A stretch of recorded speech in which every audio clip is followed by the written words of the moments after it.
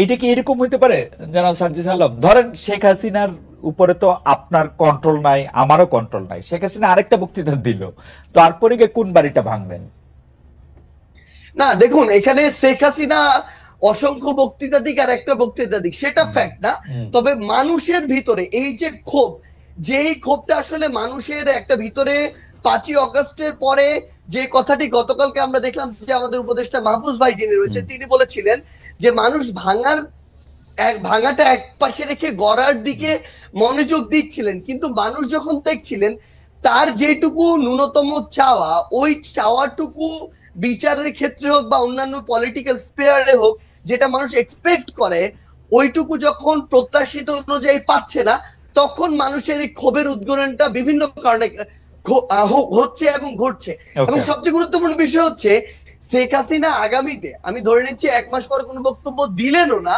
কিন্তু আজকে থেকে 2-3-4 মাস পরে আমরা যদি এই দৃশ্যমান শহীদ পরিবারের কিংবা যারা আমাদের আহত যোদ্ধারা রয়েছেন তাদের এই রক্তের বিচারগুলো দৃশ্যমান না দেখি, দেখবেন শেখ হাসিনার বক্তব্য দেয়া লাগবে না, আমরা শহীদ পরিবার কিংবা আহতদেরকে সাথে নিয়ে হয়তোবা এরকম রাস্তায় আমাদেরকে নিয়ে নেমে যেতে হবে এরকম একটা দৃশ্যমান বিচারের জন্য। এই জায়গাটা শুধুমাত্র শেখ হাসিনা দৃশ্যমান বিচার করার জন্য আপনারা আওয়ামী লীগের স্থাপনাগুলি বা আওয়ামী লীগের সাথে জড়িত জিনিসগুলি গিয়ে আপনারা ভাঙবেন। এটা আওয়ামী লীগ না, সবচেয়ে বড় কথা হচ্ছে কি দেখেন, আওয়ামী লীগ বলে এমন কিছু এখানে বিষয়কে নিয়ে আসা হচ্ছে, আওয়ামী লীগের সবাই, আমরা যে স্পষ্ট করে বলি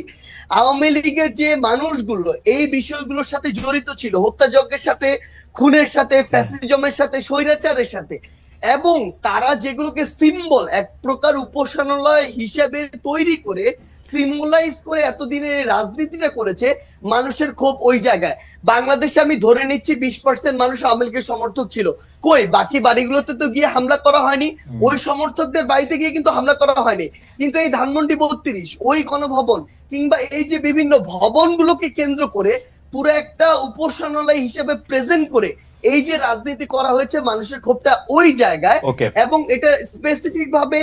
দল হিসেবে আওয়ামী লীগ নয়, বরং